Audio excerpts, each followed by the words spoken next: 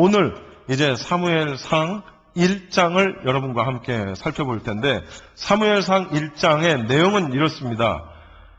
사무엘이 어떻게 해서 태어나게 됐는지를 소개하는 게 사무엘상 1장의 내용입니다.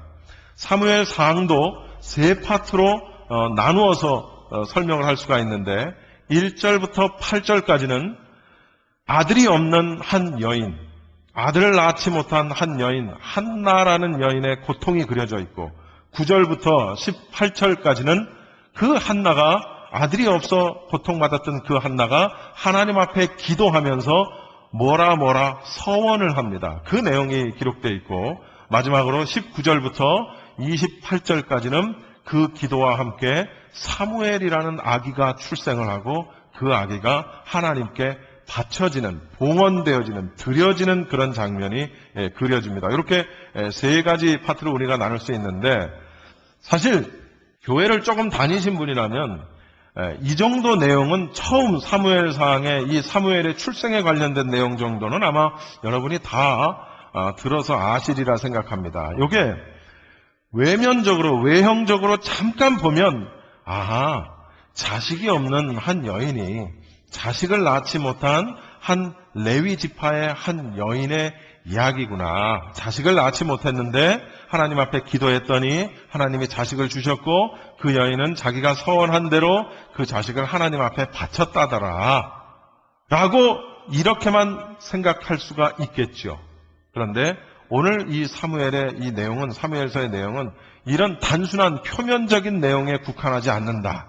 물론 그것을 통해서도 우리가 깨닫는 바가 크지만, 이 사무엘서가 주는 메시지는 거기서 그치지 않고 굉장히 깊고 넓은 큰 메시지가 그 안에 담겨 있다라는 사실입니다. 말씀드린 대로 하나님의 종들이 다스리던 신정체제에서 이제 왕을 세워서 그 왕이 다스리는 왕정체제로 변하는 그 역사적인 전환기에 하나님께서 미리 하나님이 택하신 종을 예비해 주시는 그런 사건으로 우리가 이 사건을 바라봐야 합니다. 한 여인의 슬픈 그런 그 팔자를 이야기하는 것이 아니라, 그렇게 하나님이 예비해 주신 그런 종을 우리에게 보내주시는 그런 사건을 그리고 있다. 즉 무슨 얘기입니까? 하나님은 정말 멋지고 아주 큰 그런 역사적인 사건들만을 통해서 역사하시는 것이 아니라, 그런 것들을 통해서도 역사하시지만 이렇게 한 작은 어떤 집안의, 작은 집안의 소소한 일상, 한 여인, 한 여자, 아기를 낳지 못해서 고통받는 한 여인을 통해서도 하나님께서는 당신께서 세우신 그런 계획하심과 그 뜻을 이루어 나간다라는 사실을 우리가 여기서 살펴볼 수 있다라는 겁니다. 즉 무슨 얘기입니까? 하나님의 일은, 하나님의 사역은, 하나님이 하시는 일은 우리가 깨닫지 못하는 순간에도 이루어지고 있다. 즉 다시 말하면 지금 예배하고 있는 지금 이 순간, 저와 여러분 이 순간에도 누군가를 통해서는, 아니 우리 모두를 통해서 하나님께서는 당신의 그 사역을 종말 때까지 계속 이루어가고 계시는데, 지금 이 순간도 우리를 통해서 그 일을 하고 계시다라는 말씀입니다. 아멘입니까? 그 사실을 우리가 절대로 잊어버려서는 안 되고, 성경에 이런 얘기가 있었지 하고 이 얘기가 성경 속에서만 딱 끝나는 얘기가 아니라는 거예요. 그렇다면은 성경의 이 많은 역사적 사실들과 이야기는 단순히 그냥 우리가 책에서 배우는 이야기, 우리가 학교에서 배우는, 국사책에서 배우는, 세계사책에서 배우는 그런 역사의 하나로 지나가 버리고 만다라는 거죠. 세상의 역사와 다를 게 하나도 없다라는 겁니다. 그런데 중요한 건 성경에 나오는 역사는 옛날 어느 때 누가 어떻게 했다더라라는 것만 이야기하는 것이 아니라, 그것이 오늘날 이 순간에도 고스란히 진행되고 있다. ing, 진행형이다라는 사실을 우리가 분명히 깨달아야 합니다. 세 파트, 세 부분으로 나눈다 그랬죠. 첫 번째, 1절부터 8절까지의 본문에서는 아들이 없는 한나라는 여인의 고통을 그리고 있습니다. 본문은 이렇게 말합니다. 여러분 사무엘상 1장 2절 말씀을 보세요. 2절 말씀을 한번 앞부분만 살짝 읽어보겠습니다. 시작. 그에게 두 아내가 있으니 스탑. 네, 됐습니다. 그에게 몇 명의 아내가 있다고요? 2명의 아내가 있었다.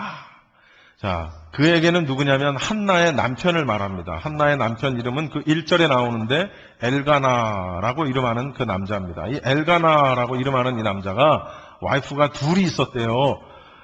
어떻게 보면 참 행복한 남자일 수도 있겠지만 어쨌든 아내가 2명이 있었다. 여러분, 중혼제도, 요즘식으로 얘기하면 일부 다처제. 하나님이 기뻐하시지 않는 제도죠. 그리고 전혀 성경적이지 않은 것이 바로 일부 다처제. 한 남편에게 여러 명의 아내가 있는 것. 이건 하나님이 원하시지 않는 겁니다. 물론 이 성경 그 전 역사를 살펴보면 이런 이스라엘의 여러 족장들 가운데에는 여러 명의 아내를 둔 그런 족장들이 있었습니다. 그러면 하나님이 그걸 인정하셨느냐? 인정하지 않으셨어요. 그것은 하나님이 세우신 법이 절대로 아니었습니다. 다만 인간들 사이에서 관습 내지는 인습처럼 내려오던 하나의 전통 아닌 전통이 돼서 하나님이 이걸 묵허하셨던 것뿐이지 이걸 인정하셨던 건 아니에요.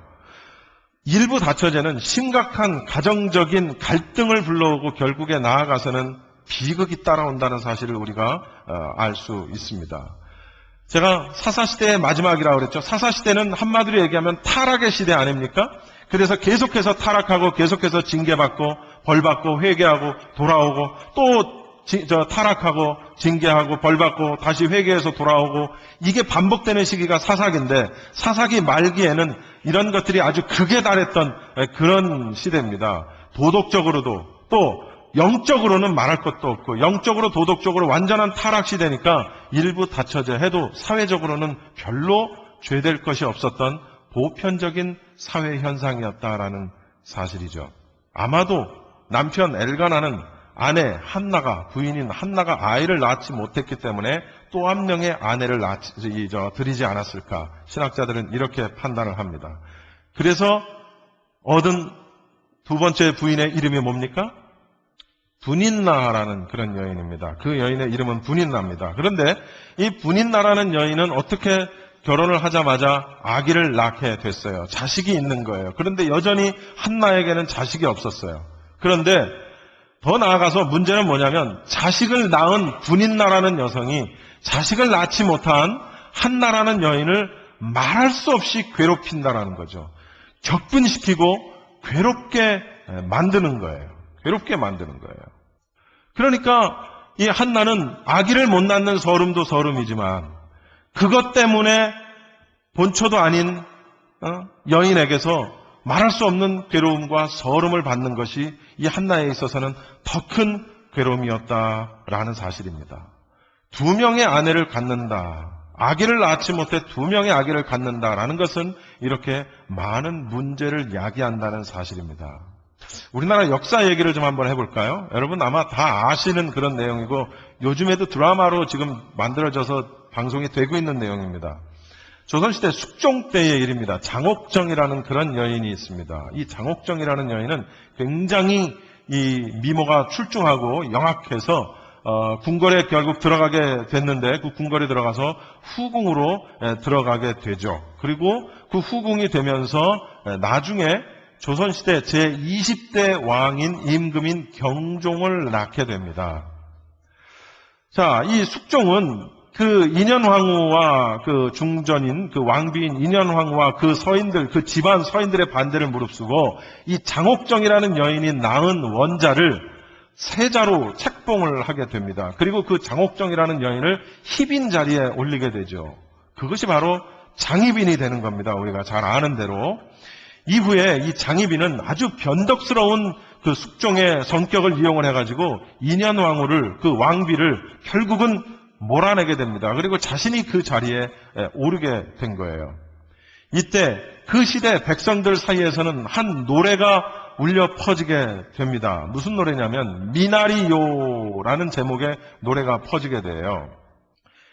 인현왕후가 아이를 낳지 못해서 장희빈에게 축출당한 사실을 풍자한 노래를 백성들이 부르게 됩니다. 가사 내용이 이렇습니다. 미나리는 사철이요 장다리는 한철이라. 이런 가사가 담긴 노래를 백성들이 민요처럼 부르기 시작을 한 겁니다. 여기서 미나리는 인현왕후를 가리키는 거고 장다리는 장희빈을 가리키는 겁니다. 즉 이게 무슨 가사냐?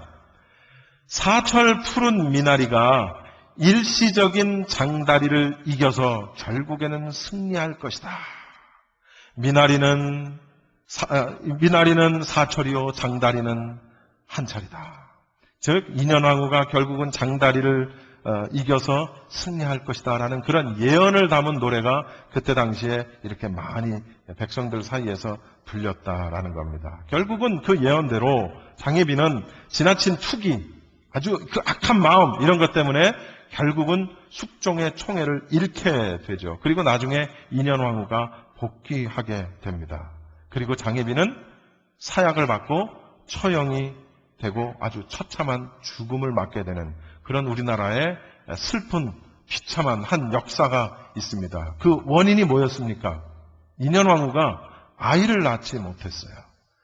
아기를 낳지 못하면서 후궁을 드리게 되고 그 후궁이 또 겸손하게 그냥 있었으면 모르는데 그 후궁이 왕비인 인현왕후를 못 살게 구는 거예요. 그래서 결국은 그 자리에서 몰아내고 분수도 모르게 자기가 그 자리에 차고 올라가게 되는 거죠.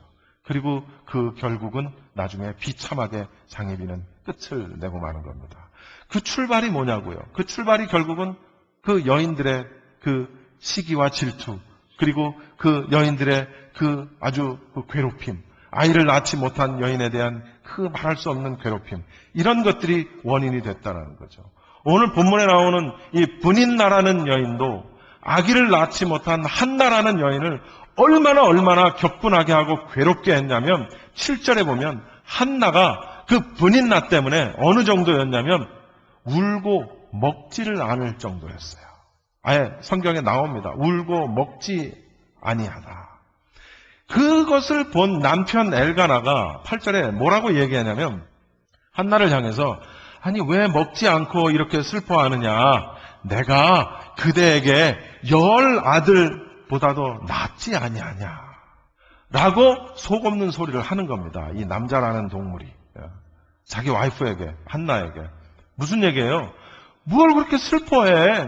10명의 아들보다 남편인 내가 있는 게 낫지 않겠어? 라고 얘기하는 거예요. 뭐가 나요, 낳기는? 결혼한 여자에게 있어서 자식들은 아기를 낳고 나면 남편은 국물도 없어요. 안 그렇습니까? 여기 여성분들. 여자들에게 있어서 남편의 또 다른 말은 왼수라고 그러대요, 여성분들이. 어떤 교회 다니는 여인이 그 집사가 집에 가서 어느 날 갑자기 남편에게 잘하기 시작하는 거예요. 평소엔 안 그랬는데. 그러니까 이 남편이 너무 신기해가지고 교회에 와가지고 목사님한테 질문을 하는 거예요. 아니, 목사님, 남편한테 잘하라고 설교하셨어요? 아니, 왜 이렇게 갑자기 제 아내가 저한테 잘하죠? 그랬더니 그 목사님이 아니요, 저는 원수를 사랑하라고 그랬는데요. 그렇게 말을 하더라는 거예요. 남편은 여자에게 있어서 어떻게 보면은 참 원수가 아닌 왼수 같은 그런 인물이죠. 10 아들보다 내가 있는 게 더 낫지 아니하냐, 이 속모르는 소리를 엘가나가 한나에게 하는 겁니다. 이런 장면이 8절까지 이게 장면이에요.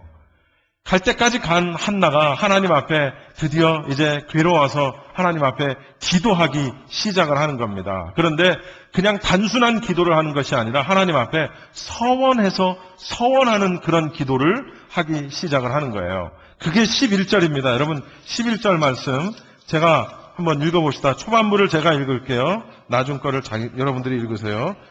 사무엘상 11장 한나가 서원하여 이르되 만군의 여호와여, 만일 주의 여종의 고통을 돌보시고 나를 기억하사 주의 여종을 잊지 아니하시고 주의 여종에게 아들을 주시면 시작.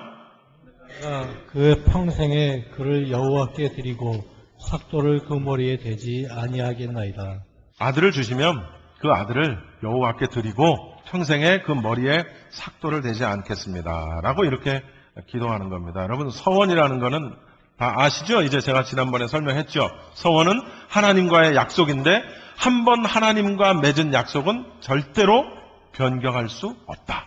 그것 때문에 내가 불이익을 당하고 내가 설령 죽음에 처한다 할지라도 하나님과의 약속은 절대로 변개할 수 없다라는 사실을 우리가 알아야 합니다. 제가 지난번에 이 설교를 하고 났더니 우리 성도님 가운데 한 분이 예전에 하나님과 했던 약속이 생각이 났어요. 그리고 그것이 마음에 가책이 됐어요. 그래가지고 그때 하나님께 약속했던 헌금을 하나님 앞에 드렸어요. 참 마음이 제가 기뻤어요. 그래도 하나님의 말씀을 듣고 그 말씀에 찔림이 돼서 옛날에 자기가 약속했던 하나님과의 약속을 생각해내서 온전히 하나님 앞에 드렸던 그런 성도님이 우리 가운데 한 분이 계십니다. 말씀을 들으면 그것이 찔림이 되고 그것이 내 삶 속에 그대로 적용이 되어져야 한다는 사실을 여러분 깊이 명심하십시오. 아, 참 좋은 얘기구나 하고 넘어가는 게 아니라 그 말씀이 내 삶에 적용이 되어야 한다라는 그런 사실입니다. 한나는 아들을 주시면 어떻게 한다고요? 여호와께 그 아들을 드리고 삭도를 머리에 대지 않겠다. 많이 듣던 얘기죠? 전에 사사시대에 나실인 누구죠? 삼손 이야기할 때 머리에 삭도를 대지 않는 거 제가 설명드렸죠. 구별된 자, 나실인.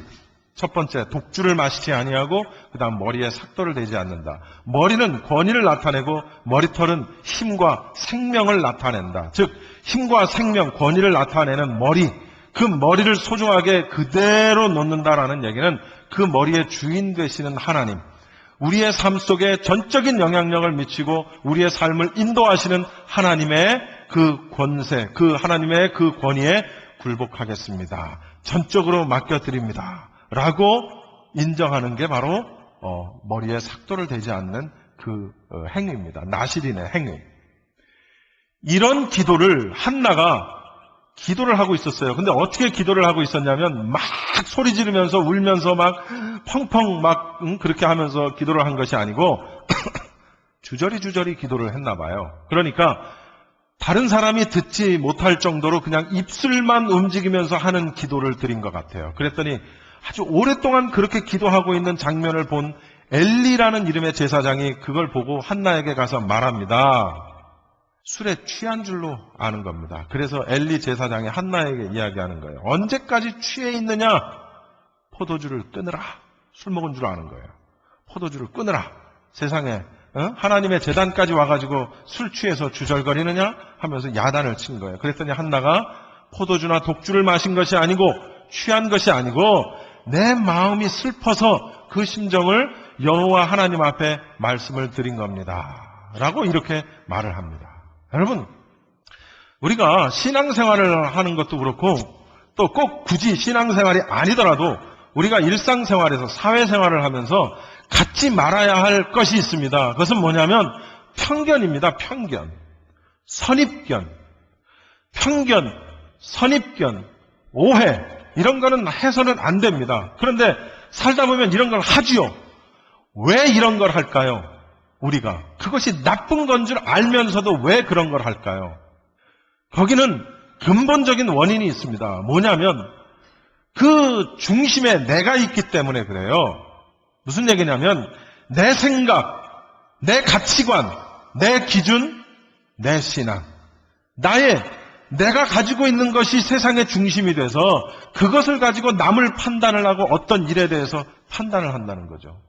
그래서 이것이 심한 사람은 뭐라고 얘기하냐면 이 세상에는 두 가지 종류의 사람이 있다라고 말해요. 어떤 종류의 사람? 첫째, 나를 아는 사람과 나를 모르는 사람. 이렇게 세상에는 두 가지 종류의 사람이 있다 말합니다. 틀립니까? 맞습니까? 맞는 얘기지 뭐.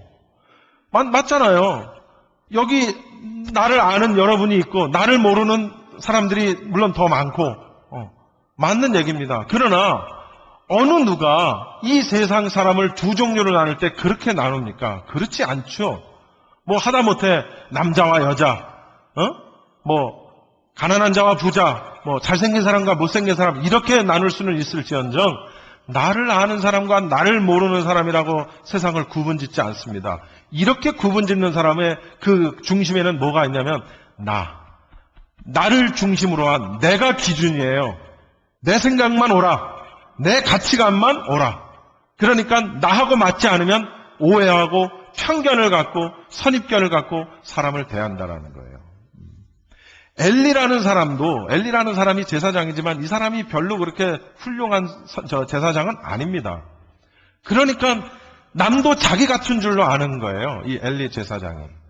나중에 엘리에 대한 이야기가 나오겠습니다만, 그러니까 한나가 자기는 기도하고 있는데 말할 수 없이 괴로운 심정을 가지고 하나님 앞에 기도하고 있는데 그 장면을 보고 야, 너 이렇게 술을 먹어서야 되겠어?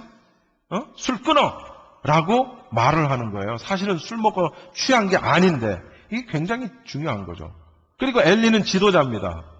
지도자는 더 중요해요. 영적인 지도자의 무능력은 굉장히 심각한 결과를 초래한다. 오해와 편견을 하지 말라라는 것이 우리 모두에 대한 말씀이라면 엘리의 무능력함, 무지와 영적인 무능력은 바로 저 같은 목사를 향한 어떤 메시지다. 저는 이렇게 판단을 하는 겁니다. 여러분, 그렇게 해서 한나는 하나님 앞에 기도를 하게 되고, 그리고 이 기도 속에서, 기도 중에 이제 확신을 갖게 됩니다. 하나님이 이제 한나의 기도를 들어주신다라는 확신을 가지게 되는 거죠. 그리고 세 번째, 19절부터 이제 마지막 28절까지 사무엘이 드디어 출생을 하는 그런 장면이 나옵니다. 한나는 기도대로 아들을 낳았고 자신이 서원한 대로 그 아들을 하나님 앞에 바칩니다. 그게 이제 마지막 27절, 28절에 나오는 내용입니다. 이렇게 해서 본문 내용은 대충 스토리가 이렇게 전개가 되는 거죠. 결론적으로 이제 정리를 해보면 이렇습니다. 여기서 우리는 중요한 것을 깨달아 알아야 합니다. 뭐냐면 사무엘이라는 인물이 태어난 것은 단순히 한 여인의, 아기를 낳지 못한 한 여인의 울부짖음을 하나님이 들으시고 그 여인에게 아기를 낳게 해주셨다. 이런 단순한 일차적인, 즉 인간적인 사건이 아니라 이것은 굉장히 위대한 신앙적 사건임을 우리가 깨달아야 돼요. 뭡니까? 사무엘은 어머니 한나의 기도, 그리고 여호와 하나님을 향한 믿음, 그리고 그에 대한 하나님의 응답. 기도했어요? 그렇죠? 그 다음에 그 기도에 대해서 믿었어요? 신뢰했어요? 그 다음 마지막으로 그에 대해서 하나님이 응답하셨어요. 물론 비록 한나는 자신의 원통함 때문에 자식을 간구했지만 하나님께서는 그 자식을 그냥 한 여인의 자식으로만 태어나게 하시지 않았다라는 거예요. 그것이 왜 그러냐 하면 여러분 6절 말씀을 보십시오. 사무엘상 6절 말씀 읽어보겠습니다. 시작. 여호와께서 그로 성태치 못하게 하심으로. 자, 거기까지. 성태치 못하게 하심으로. 이게 참 말이 어려워요. 그래서 제가 개역개정 성경을 읽는 이유가 훨씬 더 쉬운 단어로 풀이되어 있기 때문에 그런데 이게 무슨 얘기냐면 임신하지 못하게 했다라는 얘기예요. 하나님이 여호와께서 한나에게, 그녀에게 임신하지 못하게 하심으로.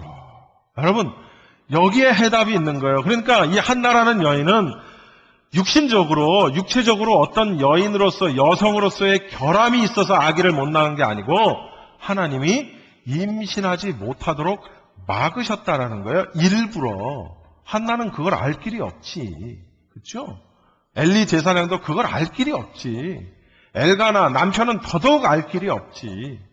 그런데 하나님이 한나로 하여금 일부러 임신을 못하도록 만드셨다라는 겁니다. 그러니까 무슨 얘기예요? 이것은 이 한나의 임신하지 못해서 겪게 되는 괴로움은 단순히 한 여인의 괴로움이 아니라 이걸 통해서 하나님이 당신의 일을, 당신의 계획하심을, 당신의 뜻을 이루고자 하셨다라는 사실을 암시하는 구절이 바로 이 6절입니다. 여호와께서 한나에게, 그녀에게 임신하지 못하게 하심으로.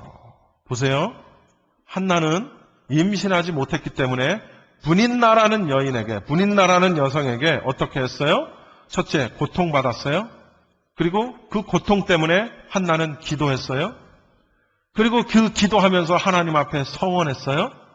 하나님이 그 기도를 들으시고 아들을 주셨어요. 그리고 그 아들을 자기의 서원대로 하나님 앞에 온전히 드립니다. 본문에 나오는데 젖을 뗄 때까지만 아기를 키웁니다. 한나가. 아기가 태어났으니까 젖은 먹어야 되잖아. 젖을 먹을 때까지만 아기를 키우고 젖을 뗀 다음에 한나는 조금도 망설임 없이 자기 아들을 하나님께 드립니다. 성소에 올려 바치는 거예요. 여러분, 바쳐진 이 사무엘이라는 아이는 성소에서 뭘 보고 자랐겠습니까? 뭘 들으면서 자랐겠어요? 하나밖에 없죠. 말씀으로 자랄 수밖에 없는 거예요. 뭘 배우겠어요, 거기 가서. 말씀으로 자랄 수밖에 없는 그런 환경이 된 겁니다. 그리고 결국에는 사무엘은 위대한 선지자가 되었다라는 사실입니다. 어려서부터 신앙교육을 받는 것이 이래서 중요한 거예요. 이래서. 저는 누누이 어릴 때부터 자녀 교육을 하는 것이, 특히 신앙 교육을 하는 것이 중요하다라는 얘기를 누누이 강조했습니다. 여러분, 일반 학교에서도요, 소위 우열반이라는 게 있습니다. 제가 중학교 때는 우열반까지는 아니었는데 우열 분단은 있었어. 분단. 그래서 4명씩 짝이 돼가지고 4명씩 짝이 돼서 3개 분단으로 이 반 안을 구성을 하는데 가운데부터 1등이 맨 앞자리. 우리 보통 키가 작은 애들이 1번이잖아요. 키 큰 애들은 뒤에 앉고 번호도 뒤쪽이고. 근데 우리는 1번은 공부 1등 안 해. 그러니까 순위대로 앉는 거예요. 1, 2, 3, 4, 5, 6, 7, 8, 9, 10, 11 해서 한 2, 30명이 이 줄에 앉고 그 다음은 이쪽으로 가는 거예요. 그래서 여기서부터 뭐 한 30 몇 번 쭉 가고 마지막은 여기서부터 가는 거예요. 그래서 여기는 굉장히 공부 잘하는 애들, 여기는 중간치 애들, 여기는 꼴찌 애들. 이렇게 해서 반 안에서 우리는 그냥 담임 선생님의 재량으로 이런 그 우열 분단을 제가 경험을 했던 적이 있습니다. 처음에는 제가 중간치 맨 앞에 있다가 마지막에는 공부 잘하는 애들 맨 뒤쪽에 앉은 적도 있어요. 중학교 때는. 고등학교 때는 제가 망했지만 중학교 때는 그랬었어요. 이거 왜 그렇게 했죠? 의도는 하나예요. 공부 잘하는 애들은 더 공부 잘할 수 있도록 만들겠다는 겁니다. 공부 못하는 애들, 이것들 어디 갖다 놔도 공부 안 해. 그러니까 공부 못하는 놈들끼리 놓는 거예요. 공부 잘하는 애들은 잘하는 애들끼리 서로 등수 보면서 경쟁하게 만들고. 이게 꼭 좋은 거라고는 할 수 없지만 의도는 이런 거예요. 우열반의 의도는 공부 잘하는 애들을 더 잘하게 만드는 거예요. 신앙생활을 여러분 잘할 수 있게 만들 수 있는 가장 이 직접적인 방법은 말씀 속에 살게 하면 돼요. 교회 속에 살게 하면 돼요.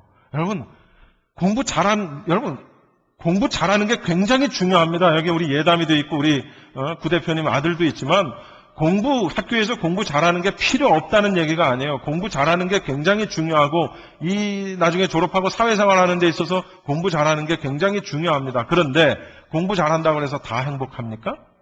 공부 잘한다고 해서 다 성공해요? 반대로 공부 못하면 다 실패합니까? 공부 못하면 다 불행해요? 그렇지 않죠. 행복이냐 불행이냐 성공이냐 실패냐를 기준 짓는 그 기준점이 뭐예요? 공부가 아니라는 거예요. 그럼 뭐가 기준이에요? 우리 믿는 자들은 분명한 기준이 있죠. 말씀으로 사느냐 못 사느냐. 하나님을 믿고 하나님을 바라보는 참 신앙을 갖느냐 못 갖느냐에 따라서 하나님이 그 인생을 바꾸신다는 거예요. 공부를 열심히 해서 1등 했는데 나중에 사기꾼이 돼. 사기꾼 아무나 되는 거 아니에요. 정치하는 사람들, 정치 아무나 합니까? 그런데 정치하는 사람, 이게 뭐 뭐더라? 윤모시기. 아니,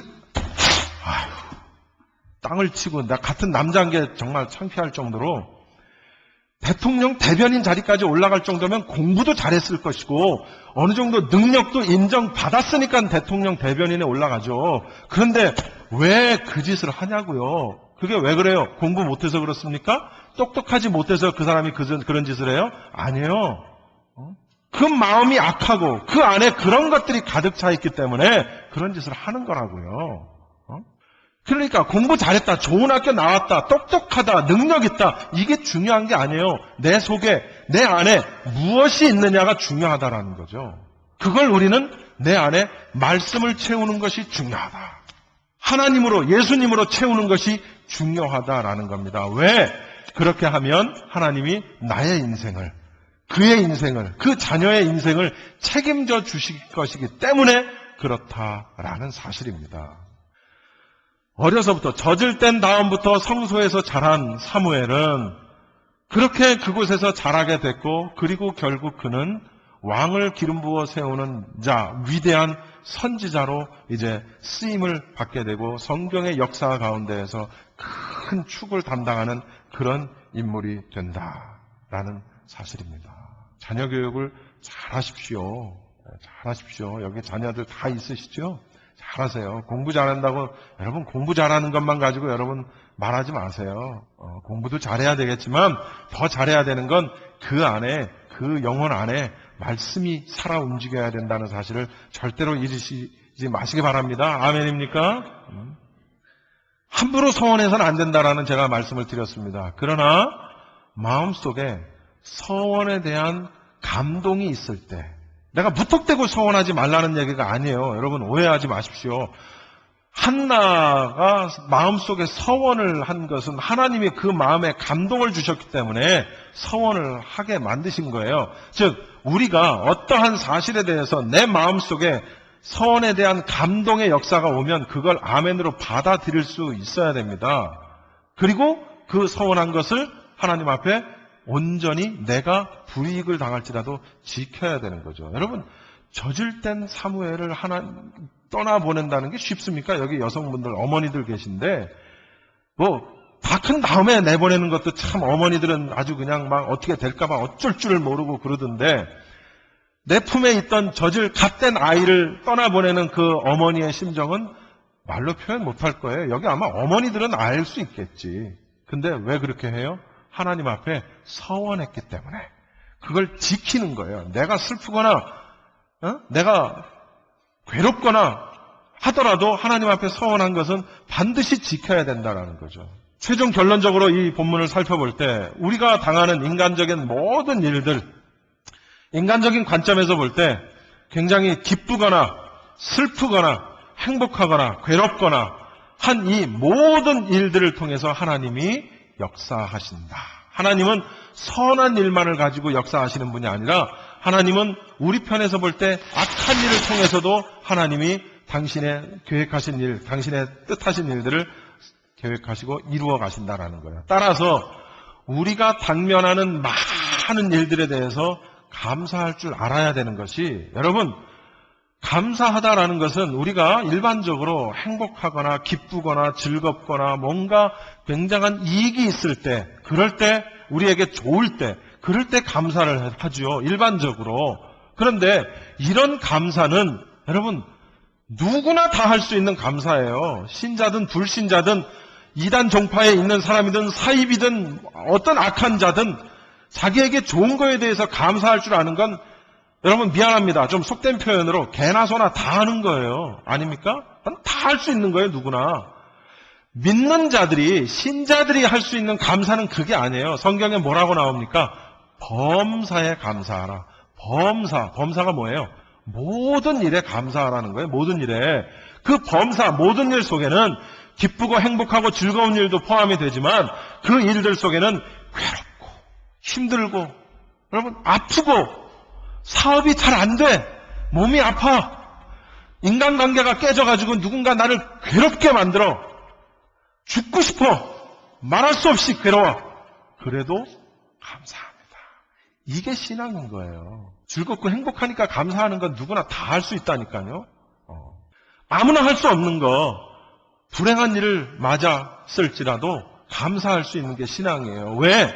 한나가 불임을 경험을 하고 그 분인나라는 여인을 통해서 고통을 받았음에도 불구하고 그것이 하나님의 뜻이었어요. 그리고 결국에 가서는 그것이 한나로 하여금 기도하게 만들었고 그 기도로 하여금 사무엘을 낳게 했고 그 사무엘이 결국은 위대한 선지자가 되게 했다라는 거죠. 한나의 불행을 통해서.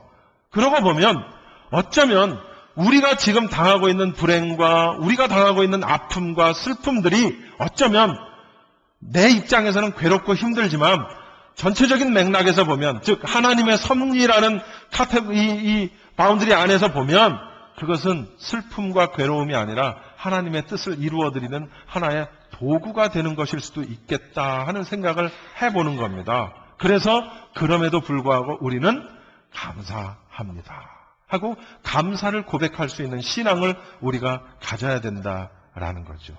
로마서 8장에 보면 하나님을 사랑하는 자 곧 그 뜻대로 부르심을 입은 자들이 뭘 해서? 합력해서 선을 이룬다. 불행하거나 나쁜 X거나 좋은 사람이거나 나쁜 일이거나 좋은 일이거나 이 모든 것들이 합력해서 하나님의 선을 이룬다는 거예요. 하나님이 좋은 것만 가지고 이 선을 이루시는 것이 아니라 모든 것이 합력하여 선을 이룬다. 그래서 고린도전서에 보면 먹든지 마시든지 무엇을 하든지 뭘 위해서 하라? 하나님의 영광을 위해서 하라. 그렇기 때문에 슬프거나 즐겁거나 불행하거나 한 이 모든 것들을 통해 하나님이 선을 이루신 분이기 때문에 우리는 단지 먹든지 마시든지 무엇을 하든지 어떻게 하라? 하나님의 영광을 위해서 할 뿐입니다. 내게 아니에요. 내 인생이. 내 자녀의 인생이 내게 아니고 그 자녀 본인께 아니에요. 뭡니까? 우리는 하나님의 뜻을 이루어드리는 데 쓰임받는 일종의 도구예요. 도구. 그러니까 내 인생은 나의 것 하면 안 된다고요. 내가 천년만년 살 것처럼 모든 것을 소유하고 그것을 위해서 열심히 투자하고 아니에요. 인생은 짧죠. 안개처럼 사라진다고 했습니다. 우리는 그 안개처럼 사라지는 인생, 짧은 인생 속에 하나님의 온전한 도구, 하나님의 섭리로서 우리가 존재한다는 사실을 명심하시기 바랍니다.